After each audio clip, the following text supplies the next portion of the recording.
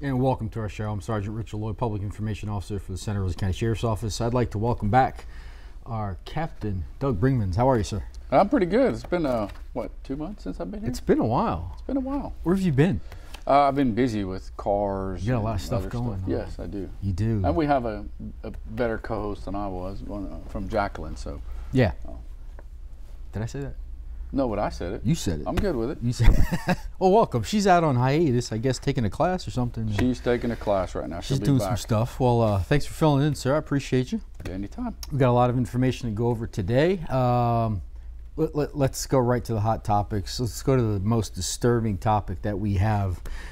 This past Friday night, we had an incident where someone destroyed some gravestones at the Milton Cemetery in Milton, Florida. 29 markers were destroyed. The Santa Rosa County Crime Stoppers is asking for your help. During this evening, there was an individual that went in and destroyed several gravestones that were from back into the 1800s. Yeah, a 2-month-old baby from the 1800s gravestone was completely destroyed. Yeah, there were several. This is just, I don't have words to explain just how bad this was. Someone has to know something, and the Milton Police Department is working this investigation. The Santa Rosa County Sheriff's Office is assisting, and you know, once this occurred, Sheriff Johnson immediately contacted the Santa Rosa County Crime Stoppers and along with Milton Police Department, and asked for their help. So if anybody has any information at all about the suspect in this case, please contact the Santa Rosa County Crime Stoppers. They are the sponsor for the show, and your information is highly needed for this investigation. Your name will not be asked. All you need to do is give us a call, 437-STOP. Let us know who this individual is, and you can get a reward of up to $3,000. We need to get this person off the streets, and it's not the first time, from my understanding, Captain. Yeah, I heard that it's happened before several months ago. Apparently, we had another issue like that, and I didn't look into to see if we ever caught that person. No, I just received information just today that there was something about a black pickup truck that may have been seen in the area as well. So. And I need to verify some more information with that. You'll see that on the Crime Stoppers Facebook page, hopefully soon. So stay abreast of that through the Santa Rosa County Crime Stoppers Facebook page as updates will come out. So if you have any information about about the Milton Cemetery and the markers being destroyed, please call us. Call 437-STOP. Absolutely. Need to get that person off street. Up to $3,000. Reward money up to $3,000, leading to the arrest of this individual. We need to get this person. Navarre High School, we had some threats. Right, we had an individual that had created a fake Snapchat account, used somebody else's name as a header, had connected it to a phone that belonged to a business, and then was sending threats to specific individuals, telling them he was going to shoot them, and he was going to cause great bodily harm at one of the functions for the school. And it took the resource officer several hours to puzzle it all together, who he was, and we finally tracked him down and were able to talk to him through the school, and he admitted to doing it all. He actually had 2 phones that he was using to accomplish this with. But they were serious threats. We took it very serious. And he's been removed from the school and is facing discipline through the school, but also he got charged with a couple of felonies and a misdemeanor. Yeah, so the 2 second-degree felonies and 1 misdemeanor, and they are intimidating, writing, sending threats to kill and injure, and disturbing the peace, interfering with school and administrative functions. So those are actual charges. It is a very serious crime. You know, these threats are taken very seriously.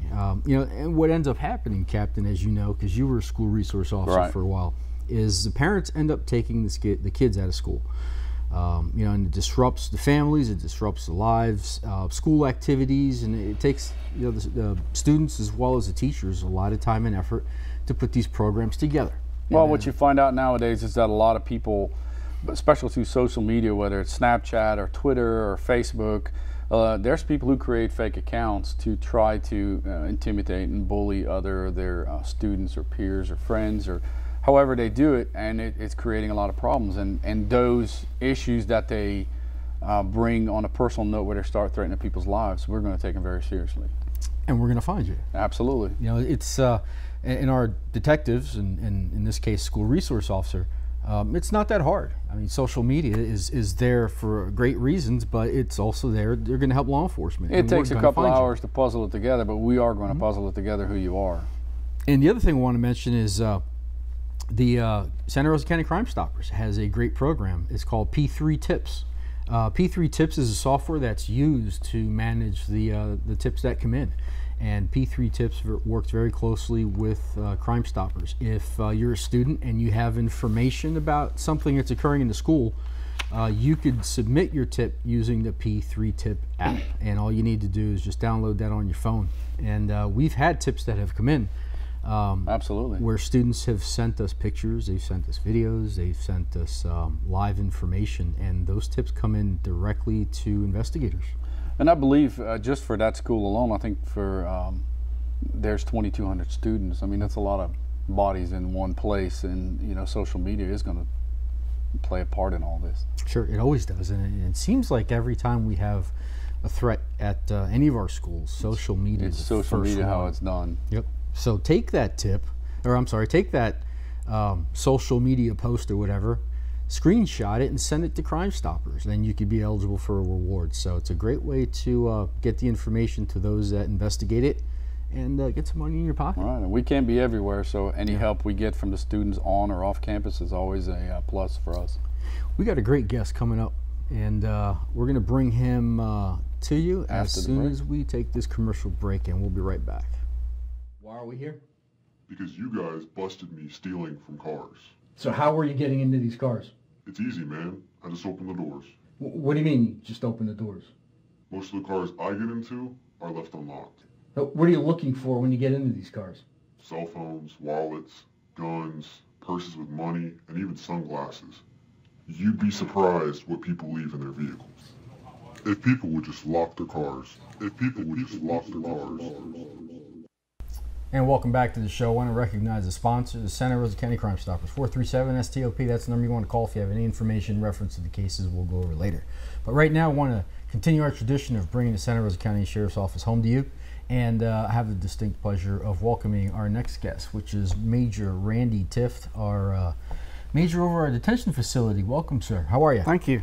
Glad to be here. Now, you've been on our show once before, am I right? Yes, sir. And, well, now you've been on the news a little bit here recently. A little bit. And well, before we even get into that, tell us a little bit about yourself, a little bit about your background, specifically because of what you've done in the past. And I think your qualifications kind of will lead into your expertise and the importance of our topic.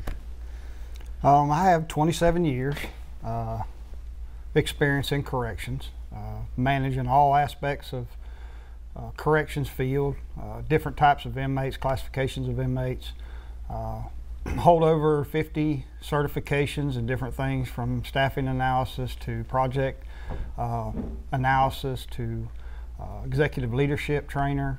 So I've had a great opportunity to learn a lot of things over the last 27 years. I've been exposed to a lot of different environments within the Florida Department of Corrections and different types of inmates that have given me the experience to evaluate any project or any operation in corrections. He's very humble, just Google him. So recently our detention facility has been in the news. What's been going on? Well, our population in Santa Rosa County has grown considerably in the jail. So we've had a lot of extra inmates in the jail here lately that we haven't had in the past here in Santa Rosa County. So we have obviously reached our max capacity. Kind of talk a little bit about that and where we're currently at. Our max capacity is 682. 682. And we have exceeded that. We're maintaining around 720. In the last week, we're up to about 738. Today, we've gone down a little bit. We're about 710 today, but we're the last 60 days, we've been maintaining well over 700 inmates. Wow. So that obviously is of concern. And how, as far as historically, has that been just increasing slowly, or has this just been something that has happened within the past year? Can you kind of expand a little bit on that? Well, historically, Santa Rosa County, our arrests go up, our jail population goes up in the summer. We've got a lot of out-of-town people come in for spring break, summer vacations. So historically, we have a rise in the summer. This summer, we have gone up considerably in the jail. We usually were maintaining about 580 to 620, and going over 700 has created a problem. So we're hoping that some of that is going to die off here as we move into the fall and winter months, but right now it's difficult with that many inmates inside of a facility that's designed to house 682. Wow. So for those that don't know, how's our detention facility, our jail, essentially laid out? So everyone in our jail is with us less than a year, right? Yes. So how's our jail laid out? It's it's set up basically in 5 different pods. 4 actual pods, and then what we call a DSU, which is a direct supervision unit. And then we have some housing in our medical area and medical area and booking area.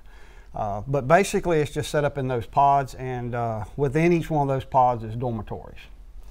So we have some secure cell dormitories where they have 2-man cells, and then we have some that are open bay environment. That's just based off of the classification of the inmate. So it depends on how bad you are as where you're going to be assigned. Exactly. But sometimes we also have to hold a prisoner that's normally in the state and is coming for a trial with us, and they get put in our jail for 2, 3, 4 weeks, however long it takes. That's correct. We do from time to time have some state inmates that are already sentenced to Florida time. We have a state prison in Santa Rosa County, so if they commit a crime in Santa Rosa at that prison, then it's charged in Santa Rosa County. So we'll get them back here from time to time, and we house them until that court case is over with. So if you have somebody that commits a crime in the state prison, they come to the county prison? They do for a short period, and most of the time the Department of Corrections works well with us housing them back over there if they're there for a long period of time. But sometimes it's just a couple of days for a court hearing. We'll keep them in the jail and then take them back to the Department of Corrections. But some of those are what we call close management inmates that are, they are. We have tendencies. had some close management inmates. We've had some inmates that are on death row in the Department of Corrections that have got charges in Santa Rosa County and have been back in the jail. And that, I assume, would take a toll on our staff. Oh, absolutely. And what kind of toll does that take on our guys? When you get the population to where it is today, over what our capacity is, it creates a dangerous environment for both our staff and other inmates. Anytime you put a lot of people in a secure area in close proximity to each other, you end up with issues, short tempers. So the more we put in our jail, the more staff it takes for us to supervise them. And it places a burden on everybody, our medical staff, our program staff. It places a burden on the entire agency trying to manage that population that the facility wasn't constructed to hold. So what are we looking to do as far as short term to alleviate some of this overcrowding? Well, we have right behind the jail, we have a work release center. There used to be a work release center. It was a DJJ facility at one time.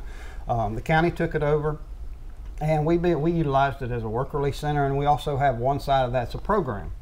And we're looking at that one side of that building will house 60 inmates. So we're looking at putting at least 60 inmates over there. These would be minimum security inmates, low risk inmates that we put over in that area, but we want to put them over there to alleviate some of the pressure on the main jail. This is something that I recently learned being from the road is what does it take to house folks as far as from a staffing standpoint? Most people would assume, and those that don't have experience in the jail, folks at home, other than a detention deputy, what other type of employment or folks are required to run a detention facility? Well, we've got medical staff, mental health staff. We have program staff that are trying to provide GED and self-betterment programs throughout it. You have just support staff, classification staff that are reviewing everything, the inmates' files and classifying inmates for us to make sure we're housing them inmates appropriately. So there's a lot of people that goes into it. You got food service department, the mail room. You know, the more inmates we have, the more mail, the more meals, the more medical appointments, and it's a burden on every department within that jail. And you got transportation. That transportation, our transportation staff going to court, it puts a burden on our courthouse, and you know, the dockets and getting the number of inmates out to court. No, absolutely. Because just a small portion of our inmates are actually sentenced to the county jail. The rest of them are many times just waiting on, either in there for an appeal, they're back from a state agent because they have appeal on something, or they're on a violation of probation. Violation of probation, or just waiting on a court date. And are we fully staffed at this point? We are. We were fortunate enough during the last year for our budget this year. We got 6 new positions the county commission gave us for the detention because of this population, and expanding to another pod in the jail. So we've got all of those on except for 2, which should be on by the end of the month.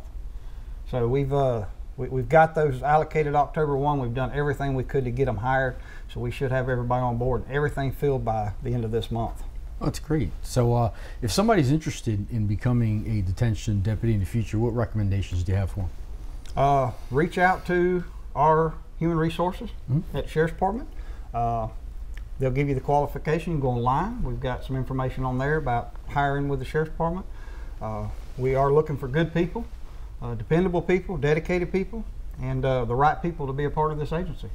And lastly, before we go on commercial break, could you take a quick second, and for those that have loved ones in our jail, is there any safety concerns to those that are in our jail? No, our staff do a tremendous job in providing the supervision of the inmates in our jail. I'm very proud of all of our detention staff and medical staff and classification, ensuring they're housed appropriately and classified appropriately. It becomes more difficult on our staff to do that because they have to keep even a closer watch on every inmate to make sure they're safe. But we're going to continue to keep doing the right thing and make sure that we're providing a constitutionally sound and secure jail.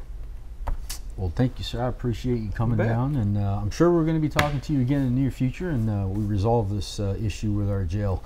Let's do this. Let's go to a quick commercial break, and we'll be right back. Why are we here? Because you guys busted me stealing from cars. So how were you getting into these cars? It's easy, man. I just open the doors. What do you mean, you just open the doors? Most of the cars I get into are left unlocked. What are you looking for when you get into these cars? Cell phones, wallets, guns, purses with money, and even sunglasses. You'd be surprised what people leave in their vehicles. If people would just lock their cars.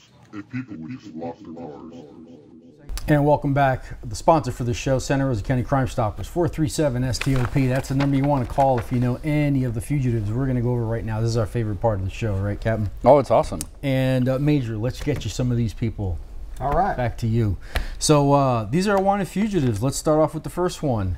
First individual is Cody James Anderson. He's a white male, 5 foot 10 inch tall, brown hair and hazel eyes, and he has an active warrant for grand theft of a motor vehicle.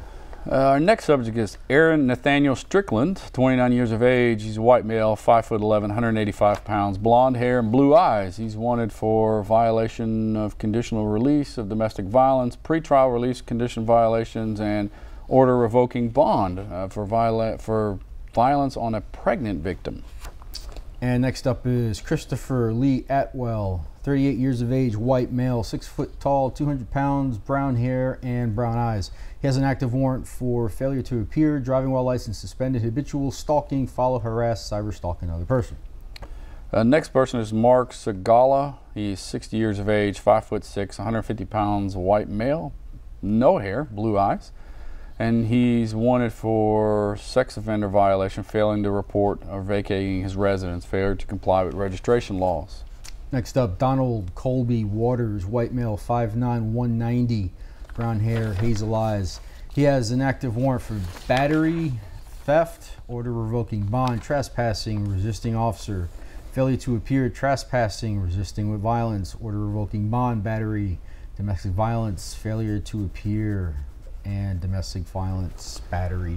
He's looks like he's got a problem hitting people. Yeah, he's pretty lengthy. The next subject is William Price Clark III. He's 37 years of age, a white male, 5'10", 190 pounds, brown hair and blue eyes. He's wanted for violation of a domestic violence injunction, violation of probation, violating a protection order. Next up, Zachary Mason Etter, white male, 6 foot tall, 210 pounds, brown hair, blue eyes, and he has an active warrant for exposure of sexual organs. Next one is Tara Marie Felkel. She's 34 years of age, a white female, 5'2", 240 pounds, brown hair, brown eyes. She's wanted for theft, second-degree petty theft. Next up, Christina Brianne Kelly, white female, 5 foot 6 inch tall, 160 pounds, brown hair, blue eyes, active warrant for trespassing in an occupied structure or conveyance. And the last subject, Christopher Dwayne Williams. He's a 49-year-old black male, 5'5", 180 pounds, black hair, brown eyes, and he's wanted for burglary, unoccupied conveyance, unarmed. Second, 2 counts, larceny and petty theft, first degree, 2 counts. And these are active as of October 18th. Our show is pre-recorded. Some of them may be caught by the Saturday this show airs. So if you know any of these people, you want to remain anonymous, 437-STOP. That's the number you want to call. And let's deliver these people to our major so he can watch them for us over at our detention facility. Let's go on with some stuff. Check us out at the Naval Air Station Pensacola Air Show. We're going to have one of our largest recruiting events. November 10th and 11th? Yeah, where our captain's going to be out there with all of our equipment. He will be talking to everybody about recruiting, and he's going to be a very busy person out there talking to everybody. That's why I bring Sergeant Aloy with me. Also, let's see. We'd like to congratulate on our promotion, Sergeant I.D. Bruton. We want to congratulate him. He's absolutely well-deserved. Congrats, I.D. Yeah. So he is now a sergeant.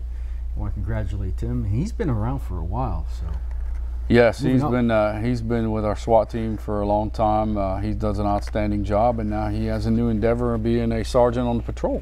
Yeah, congratulations, well-deserved. Captain, we're getting some new cars. Absolutely. Over the last couple of years, due to budgetary constraints, we hadn't really been able to update our fleet. So this year, altogether, we're going to order about 58 cars. Some are going to be Dodge Chargers that are going to be marked. Some replace our detectives' cars that are really aging. Some 4x4 trucks that we need because of, like for example, with the hurricane. So we have some 4x4 vehicles. We need 2 more brand new jail vans because they are, some of our older ones are really costing us too much money to keep them up and running, so we need 2 more jail vans for our major here. We're ordering some new crime scene vehicles, which will be smaller, more economical for us to use, but it's quite an endeavor. It takes a lot of work. Lieutenant Welch, who runs the fleet division, who works with me, is very, very meticulous in making sure these vehicles have everything they need. And it's not just ordering a vehicle as in, you know, they drop off a Dodge Charger, then we have to put markings on it. We have to equip it with lights and sirens. We have to put cages in the back seats, computers, printers. I mean, it's very very time consuming, and you have to be very meticulous and make sure that you didn't miss anything. When it comes time to put that vehicle on the road, everything needs to be in it. Major, let me help you out. Do you need a new car? No, I got it. It just come out of the shop. It's working good now. So we also we got the Sheriff's Golf Tournament, where it's Sheriff's Office Santa Rosa versus Escambia, which is a charity benefit for the Guardian ad litem coming up, and that's going to be a great event. That's a well worth cause. Playing in that Friday. Yeah, it's gonna be good. Secret weapon. I'm going to play for Escambia, that way Escambia loses. I thought you couldn't play golf. Horrible. I can't. Well, then I might as well go with you. They'll definitely lose. Yeah, we'll put you on Escambia County. I'm horrible. I'm a horrible golf player. I'm not going to. I've never tried, but just to help Escambia lose, I'll go play with them. There you go. It's Cyber Bullying Awareness Month. We just did a presentation over at Central School in Allentown. Allentown. Yeah, we had a great time with that. We did a social media presentation, and our crime prevention division went up there and we did it for the entire school. Had a great time. We talked to a lot of kids about that, and now we opened some eyes because we talked about the transmission of materials. Absolutely. Pictures. Well, and I tell sexting. my daughter's in high school, and you know, she has a phone that me and her mom supplied her, and she, you know, she knows that I'll check her phone at regular times. She doesn't have a problem with it. She understands that there's safety concerns that we as parents have, and if she has issues with something that she has on her phone for social media, she'll come to me, or she'll go to her mom and say, hey, look what's going on, and she'll definitely tell us. But it's a way of people getting bullied. Those data phones, Mm-hmm. you know, were a wonderful invention, but they're also hurting a lot of people. Yes, and sexting is a crime. Right. Don't want to do that because if you get caught, I mean, it's a crime, and first time is a misdemeanor, and it works its way up to a felony, and these are charges that will follow you potentially for the rest of your life, and it could certainly damage your career, it could damage your schooling in the future, and it's something you need to think about before you hit that send button. You know, once you ring that bell, you cannot unring it. So think about it. Think very clearly, think very strong before you do that. And you know, because that's social media nowadays. And it's become pretty complex. I mean, there's so many apps out there that are available for you to be able to be socially active, but there's also a lot of apps available that you can hide your identity in, and it's causing problems. Major, thank you, sir, for coming. Thank Absolutely. you. Glad to be here. Appreciate it. Captain, thank you for coming and Anytime. taking time out of your day. Thank you for watching our show, and we'll see you on the next one. Take care. They say that crime doesn't pay. Well, that's just not true. Santa Rosa Crime Stoppers will give you up to $3,000 for information that leads